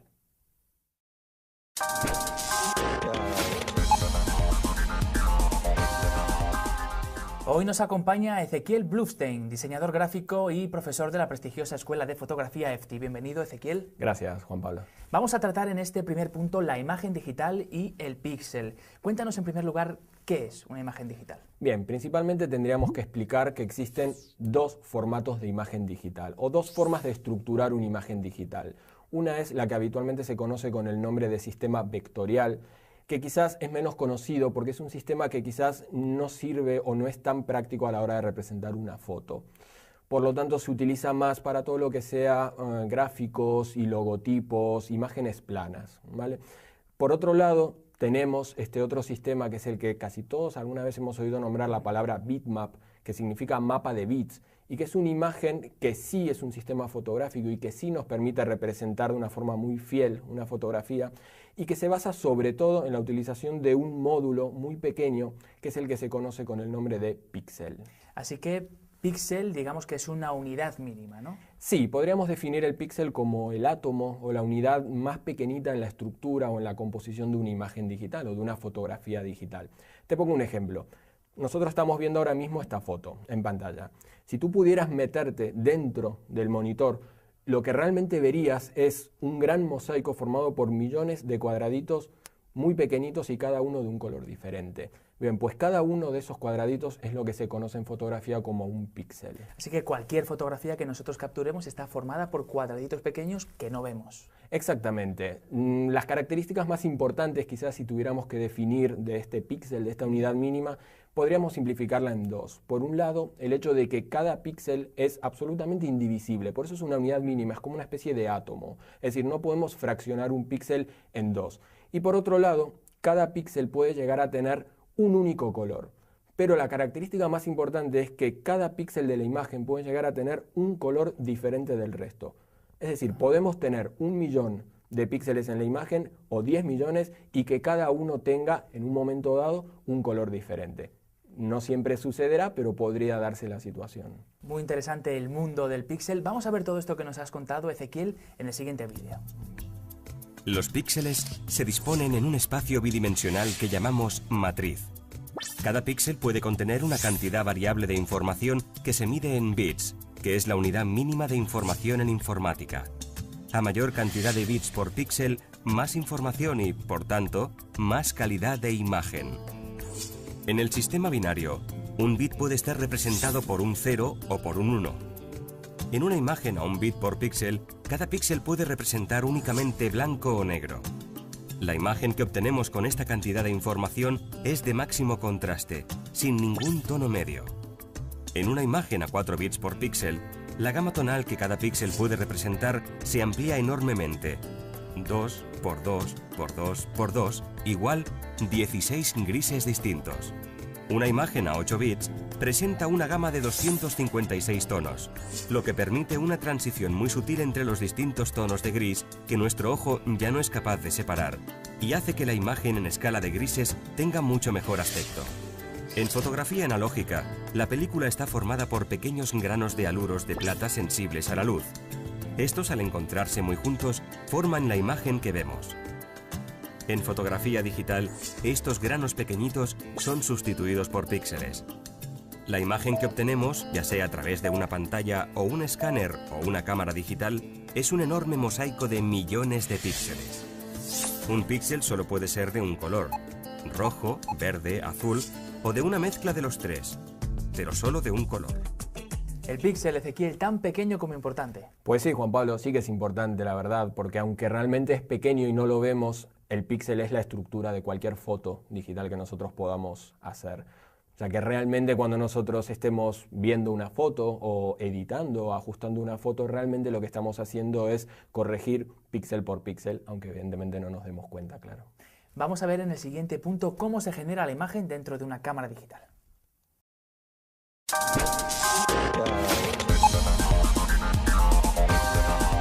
Sensores y conversor analógico digital. Decíamos, Ezequiel, que vamos a ver cómo se formaba la imagen dentro de una cámara digital. ¿Cuál es el proceso? Bien, principalmente si tuviéramos que establecer una estructura básica en la formación de la imagen digital, tendríamos que hablar sobre todo de tres partes. Es decir, una vez que la luz atraviesa el objetivo de la cámara, hay sobre todo tres bloques que son, por un lado, el sensor o captador de la cámara, por otro lado, lo que es el conversor analógico digital, y por otro lado el almacenamiento. Es decir, el primer paso, que es el sensor, se encarga de recibir la luz como tal y transformar esas señales lumínicas en información eléctrica, es decir, en cargas eléctricas. Esas cargas eléctricas podríamos decir que viajan hasta este otro dispositivo que es el conversor, conocido como DAC, que se encarga de transformar esas señales eléctricas en información digital, es decir, en información en código binario, básicamente para que nos entendamos en unos y ceros. Y por último, este proceso de almacenamiento que implica el tener que guardar en algún sitio toda esta información para que podamos reutilizarla. Este proceso comienza con el sensor. ¿Qué es en sí un sensor? Pues el sensor en sí mismo es un chip, es un dispositivo electrónico muy pequeño que está, de alguna manera podríamos decir, reemplazando a lo que es el carrete o la película en una cámara analógica. El sensor está formado por una superficie fraccionada en millones de celdas muy pequeñitas. Cada una de estas celdas contiene un material que es fotosensible, es decir, un material que es sensible a la luz. Y lo que va a hacer es, de la cantidad de luz que reciba, cada una de esas celdas con su material sensible va a generar una pequeña señal eléctrica que por supuesto será mayor o menor dependiendo de la cantidad de luz que reciba. ¿Y hay varios tipos de sensores o hay uno solo? Bueno, principalmente hay dos tipos de sensores en el mercado que son los que se conocen con el nombre de CCD o CMOS, que principalmente son dos tecnologías, dos formas de fabricarlos bastante diferentes entre sí y que cada uno tiene, pues, como todo, sus ventajas y sus desventajas. Pues vamos a ver en el siguiente vídeo todo lo que nos has dicho, pero un poquito ampliado y por supuesto de una manera más visual. Conversor analógico digital. En la fotografía digital, el sensor electrónico es el equivalente del carrete convencional. Se trata de un chip formado por millones de componentes fotosensibles que funciona convirtiendo la luz que capta en señales eléctricas que formarán la imagen. Cada uno de los elementos fotosensibles del sensor se denomina píxel, Picture Element. El número de píxeles del sensor se suele medir en millones de píxeles o megapíxeles. A mayor cantidad de megapíxeles, mayor posibilidad de imprimir o visualizar fotos a tamaños más grandes con pérdidas de calidad menores. Una resolución de 2 megapíxeles se suele considerar la mínima para la impresión de fotografías a tamaño 10 por 15 centímetros. En cuanto a la tecnología de los sensores, las más extendidas actualmente son sensor CCD. Es el más extendido tanto en fotografía como en vídeo. Sensor CMOS, que va ganando popularidad gracias a su menor consumo de energía y su menor coste de fabricación. Sensor de imagen CCD. El sensor CCD o dispositivo de carga acoplada es uno de los más comunes y utilizados en la imagen digital. Proporciona buena calidad de imagen. Sin embargo, su coste es elevado por su complejo proceso de fabricación, lo que encarece las cámaras que lo llevan. Para su funcionamiento, el CCD necesita de un chip externo denominado conversor analógico digital, que es el que se encarga de convertir los datos de cada píxel en datos binarios, para que nuestro ordenador los pueda leer. Sensor de imagen CMOS. El sensor CMOS o sensor semiconductor complementario de óxido metálico presenta varias ventajas respecto al sensor CCD. El CMOS puede integrar muchas funciones y procesos, tales como comprimir fotografías o cambiar datos analógicos a digitales, mientras que en el CCD estos procesos se realizan fuera del chip. A su vez, también consume mucha menos energía, evitando que alcance una temperatura excesiva, lo que le confiere mayor duración. Una cuestión particular es que los sensores de imagen no pueden captar las imágenes en color, son monocromos. Es decir, solo pueden memorizar la intensidad de la luz, pero sin color. Para captar la imagen en color, se necesitan varios sistemas de filtros rojos, verdes y azules delante de cada píxel en el sensor. Ya sabemos cómo se genera la imagen, pero no hemos visto ese último paso del proceso, el almacenamiento. Bueno, pues eso, si te parece, lo vemos en el próximo punto. Pues lo vemos ahí, hablaremos de buffer y memoria.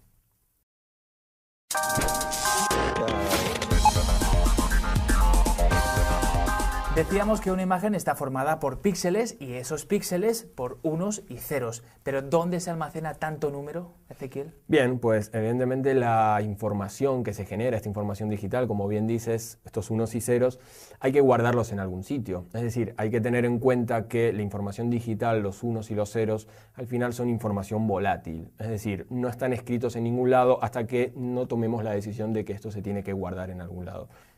Sí, te iba a decir que buffer y memoria, este es el título de este punto. La memoria nos suena, pero el buffer quizá menos, ¿no? Bien, pues podríamos decir que el almacenamiento de la información digital dentro de la cámara se produce en dos instancias. Es decir, en una instancia previa, que es esto que tú me preguntas, que es el buffer, que es como una especie de almacenamiento muy rápido. Es decir, cuando uno dispara una foto, o si uno, por ejemplo, utiliza modos de la cámara que sacan muchas fotos en un segundo, toda esa información, al generarse tal volumen de unos y ceros, de alguna manera hay que guardarlo en algún sitio que sea un sistema muy rápido. Es decir, se tiene que poder almacenar de una manera casi inmediata. Pues para eso existe el buffer. No es una memoria excesivamente grande, pero sí permite grabar información a una velocidad muy, muy rápida. La memoria ya nos suena más, son las típicas tarjetas que Exacto, podemos ver aquí. sí, estas tarjetas que podemos ver aquí, por ejemplo, son dos modelos de tarjetas de memoria que son las que utilizan sobre todo la gran mayoría de las cámaras digitales. Sobre la tarjeta, pues hay varios tipos, ¿no? Hay varios tipos, es un mundo muy grande, tenemos de diferentes formatos, de diferentes tipos de fabricación. Todas se basan en un mismo estándar, que es el tipo de memoria que utilizan. Esto quizás suene un poco raro, pero esto es lo que se conoce como la memoria flash. Es decir, es un tipo de memoria de una velocidad de lectura y escritura bastante rápida y todas las tarjetas, por más diferentes de marcas o modelos que sean, todas se basan en el mismo tipo de memoria. Para ver de una manera más clara todo lo referente a la memoria, os hemos preparado el siguiente vídeo. El buffer es la memoria de la cámara reservada para el almacenamiento temporal de información digital mientras que está esperando ser procesada. Una vez se ha finalizado la captura de la imagen, se traslada a la tarjeta de memoria. La tarjeta de memoria se caracteriza porque se puede borrar y reutilizar. Se puede sacar de la cámara e introducirse al ordenador o directamente a la impresora. Existen diferentes clases de tarjetas. Algunas de ellas pueden almacenar diferentes tamaños de archivos, dependiendo de la capacidad de cada una y del precio de adquisición. Las clases de tarjetas de memoria flash más comunes son Compact Flash y Secure Digital Card, SD. Las tarjetas Compact Flash son unas de las mejores del mercado, ya que presentan todos los tamaños y a un precio muy competitivo por megabyte de almacenamiento. Es considerada la tarjeta de los profesionales por su alta capacidad de almacenamiento de datos y velocidad en lo que respecta a la escritura de información. Secure Digital Card, SD, se caracteriza porque presenta un tamaño muy reducido. Su formato y su coste razonable la hacen muy popular. Se puede utilizar las tarjetas SD en todos los aparatos electrónicos tales como reproductores de MP3, teléfonos o cámaras de foto digitales. Así que, Ezequiel, estos dos son los dos tipos más comunes de tarjetas. Sí, efectivamente, son los dos más comunes, el tipo SD y el tipo Compact Flash, pero vale aclarar que no son los únicos y también es importante aclarar que realmente uno no siempre elige qué tipo de tarjeta quiere utilizar. Así que yo no puedo decir, bueno, yo voy a utilizar ahora pues esta, o esta que es más pequeña. No, no exactamente. Realmente quien decide qué tipo de tarjeta podemos utilizar es el fabricante de la cámara. Es decir, la mayoría de las cámaras traen un tipo de tarjeta que admiten, pero evidentemente en cámaras profesionales ya podemos encontrar modelos determinados que nos permiten pues igual elegir una o elegir otra, y en ese caso sí podrías elegir. Yo creo que nos ha quedado claro. Vamos a ver a continuación cómo se forma el color dentro de una cámara digital.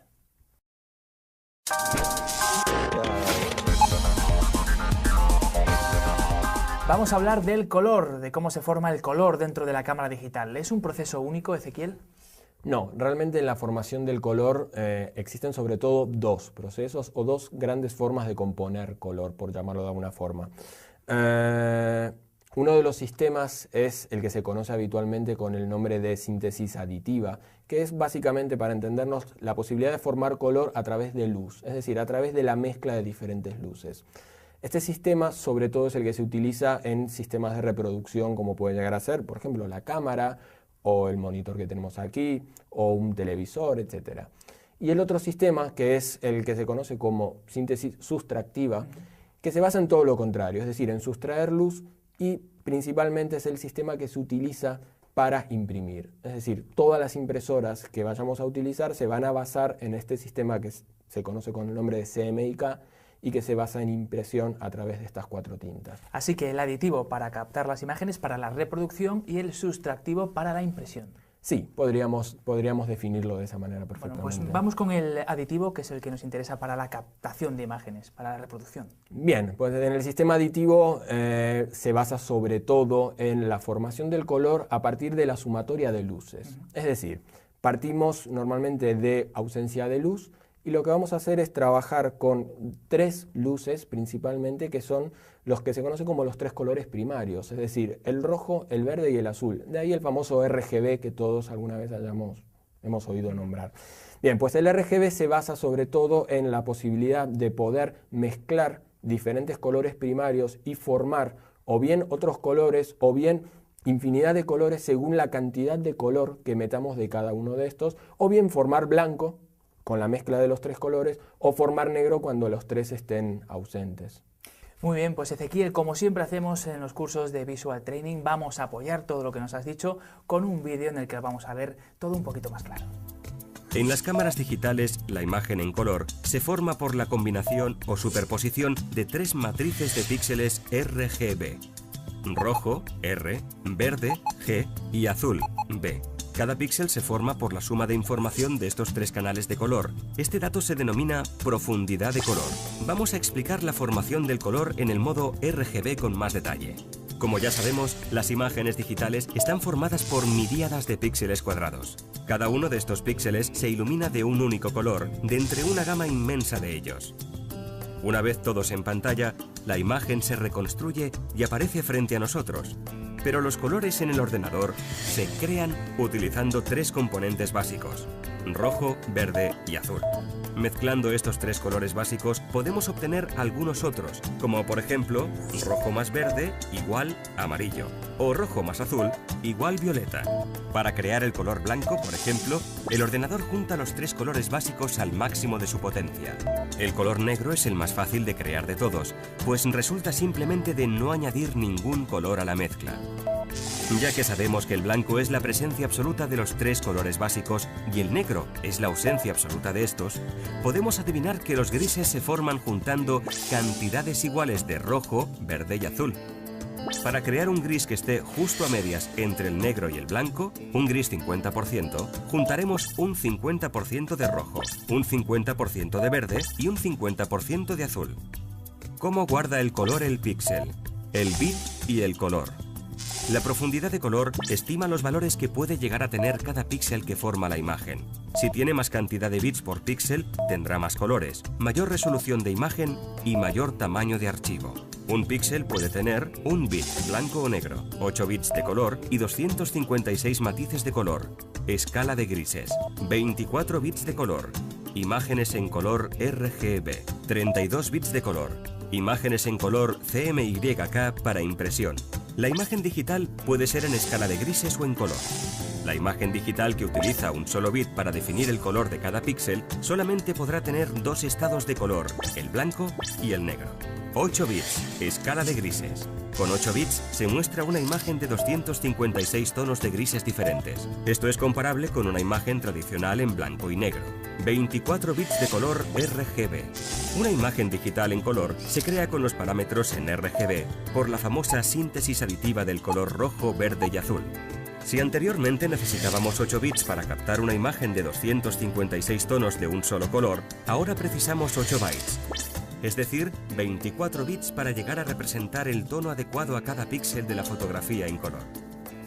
8 bits de color rojo, 8 bits de color verde y 8 bits de color azul.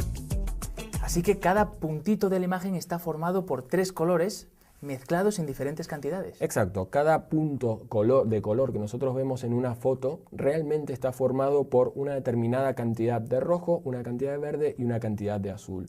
Es decir, son 3 píxeles, pero superpuestos, con lo cual nosotros lo que vemos es un único píxel con la mezcla de estos 3 colores. ¿Y qué pasa con el blanco y negro? ¿Qué pasa con la escala de grises que veíamos en el vídeo? Bueno, pues aunque la foto esté formada o estructurada en rojo, verde y azul, realmente si estas 3 luces fueran exactamente iguales, es decir, si el rojo, el verde y el azul tuvieran exactamente la misma intensidad, el resultado, lo que nosotros veríamos no es ningún color, es decir, veríamos un valor de gris, con lo cual nosotros podemos formar perfectamente a partir de rojo, verde y azul imágenes en blanco y negro o más correctamente dicho en escala de grises. ¿El blanco cuándo se formaría? Pues el blanco se forma cuando las 3 lámparas, la roja, la verde y la azul, están encendidas a su máximo de potencia.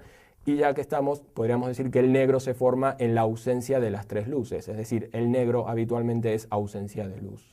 Vamos ahora con otro concepto también muy importante, la resolución.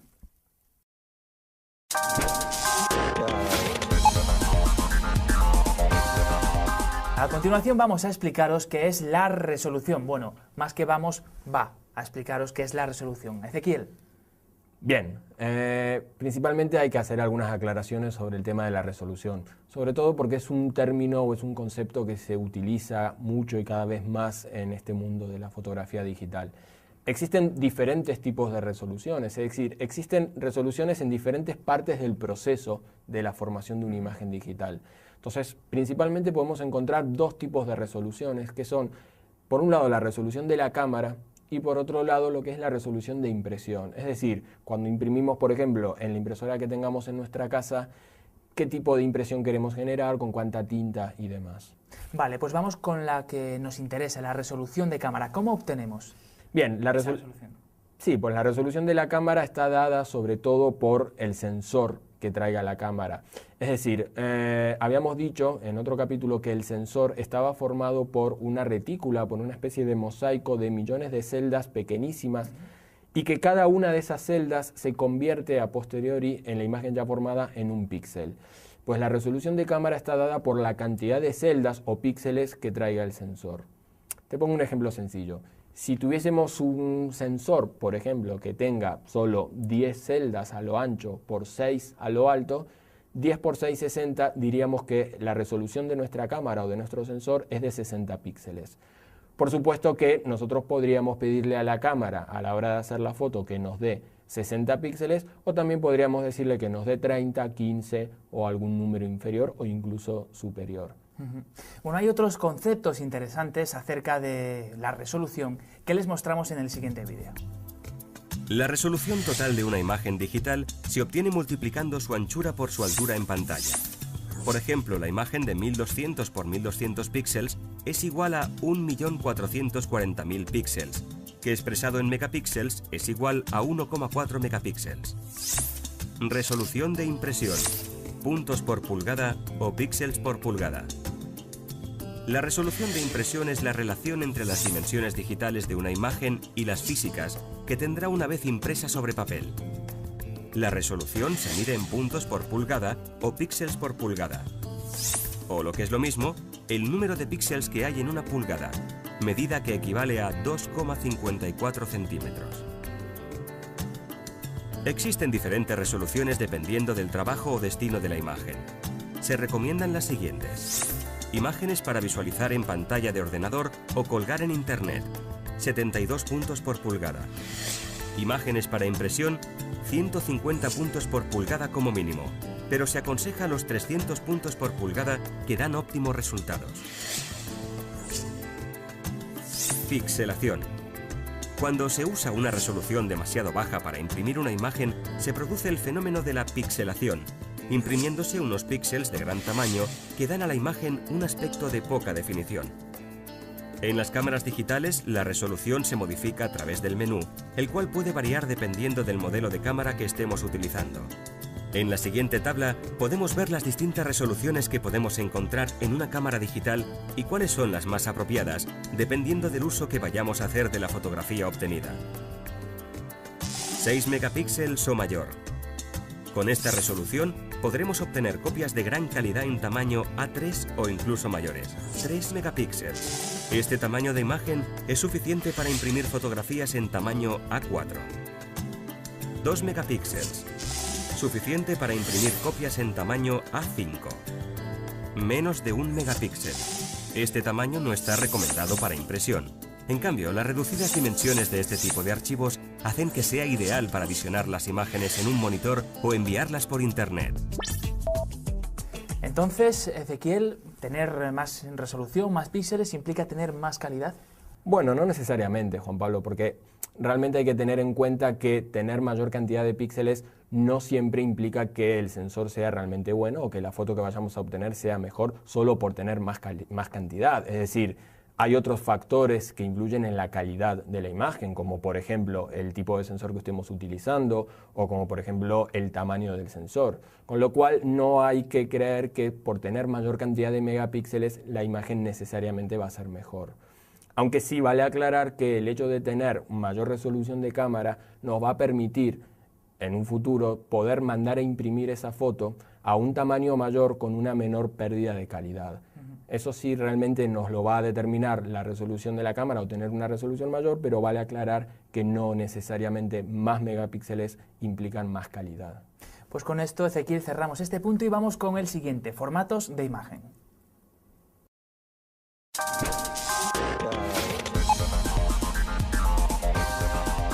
Formatos de imagen, así se titula este punto del curso de fotografía digital.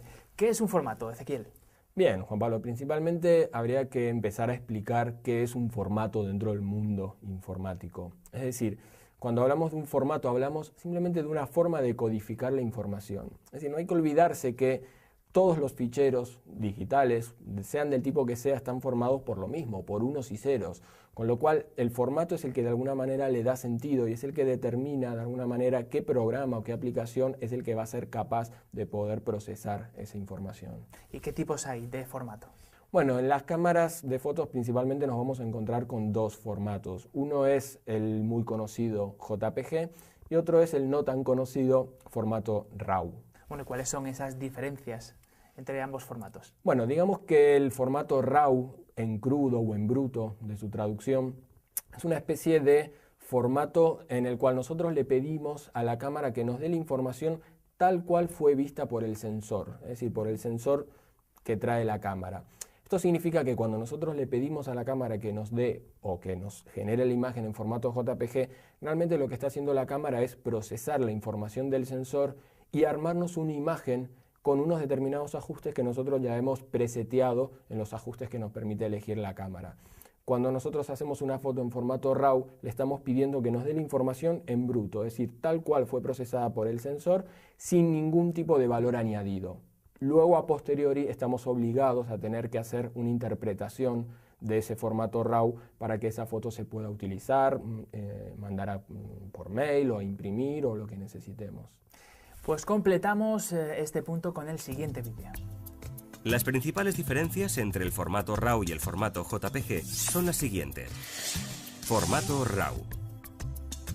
El formato RAW no es un archivo de imagen en sí mismo, por lo cual es necesario disponer de un software para poder ver su contenido.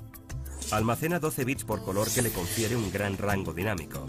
Es un formato sin compresión que ocupa mucho espacio debido a que almacena toda la información recogida por el sensor de la cámara. Tiene un contraste menor y es menos nítido.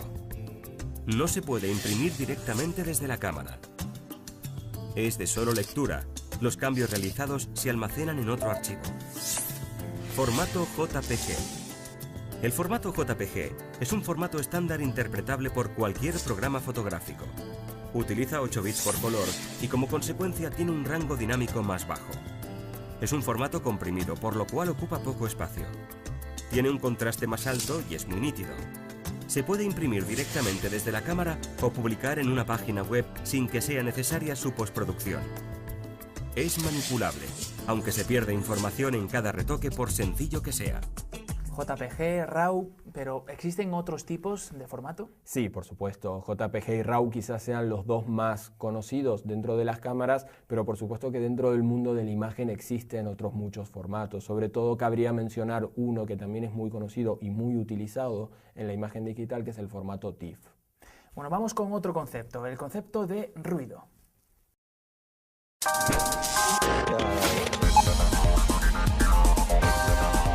La palabra ruido no tiene en fotografía el significado que habitualmente le damos, no es ningún tipo de estruendo. ¿A qué nos referimos cuando hablamos de ruido? Bien, ruido en fotografía habitualmente hace mención a esa especie de texturado o de granulado que muchas veces encontramos sobre las fotos. Muchas veces se traduce en una especie de granitos o de puntitos de color desparramados con cierta aleatoriedad por toda la foto. ¿Y qué causa el ruido? Bueno, realmente hay diferentes causas, hay diferentes motivos o situaciones en las que se puede provocar o incrementar el ruido. Algunas de las más comunes suelen ser el trabajo con sensibilidades altas, por ejemplo a 1600 ISO siempre vamos a tener más ruido que a 100.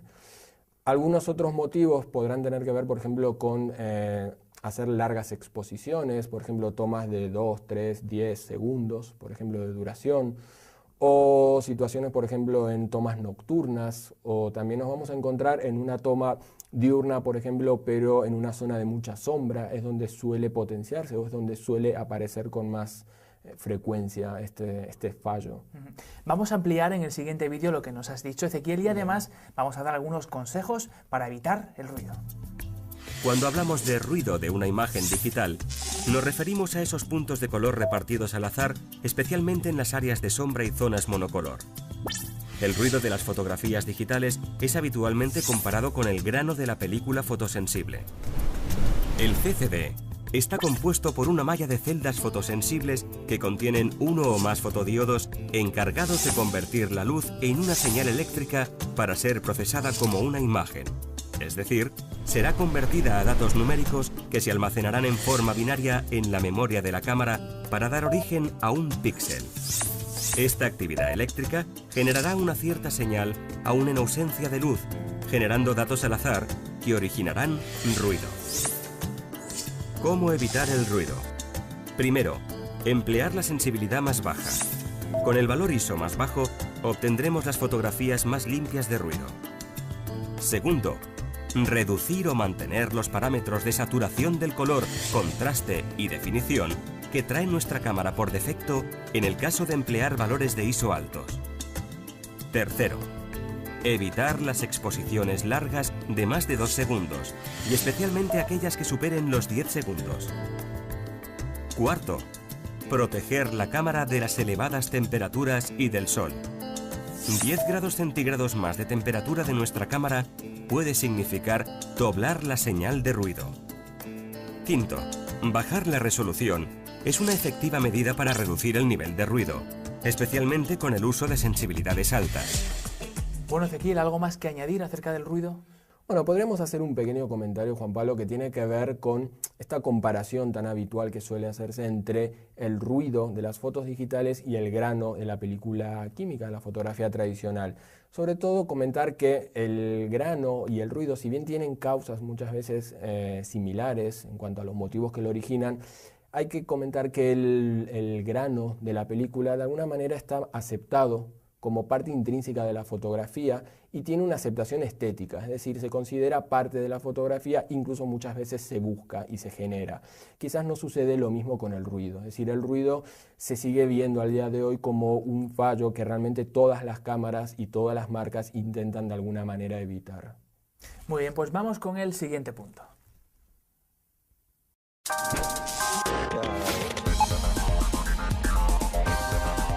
Vamos a hablar a continuación de ajustes de cámara. Las cámaras actuales tienen gran cantidad de parámetros que podemos personalizar. Ezequiel.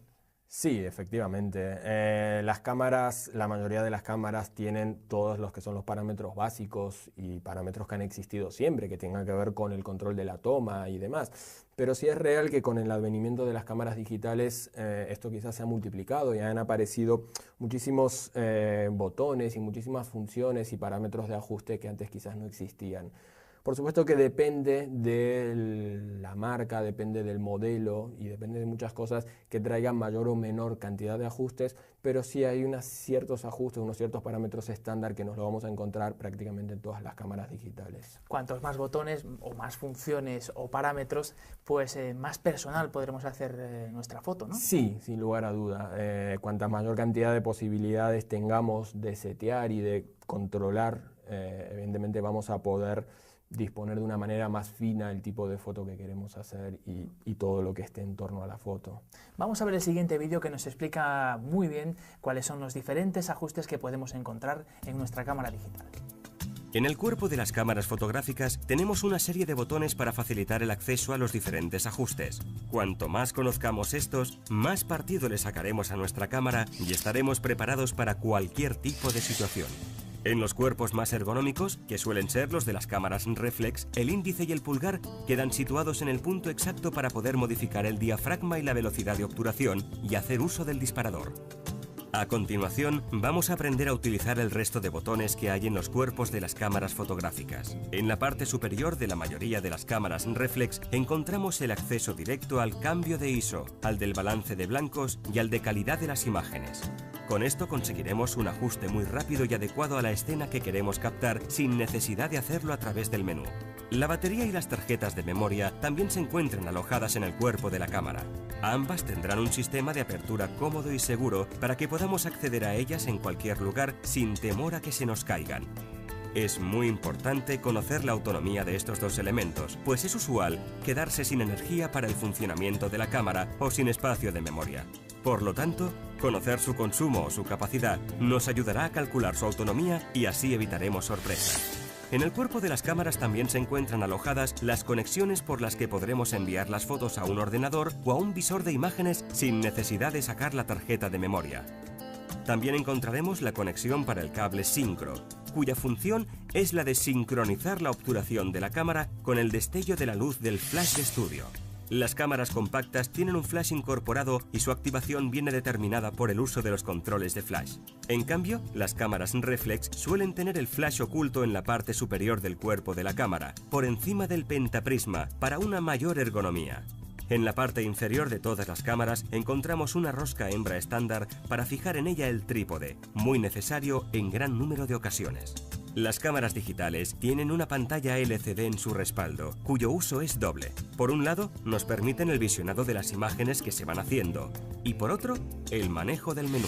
El menú controla prácticamente la totalidad de las funciones de la cámara. Se suele dividir en 4 apartados, que serán menú de reproducción, menú fotográfico, menú de configuración personal y menú configuración. El menú de reproducción permite configurar de manera personal todos los aspectos referentes al visor de imágenes, como borrar las imágenes, el tiempo de duración del pase de diapositivas o la visualización de la imagen una vez realizada.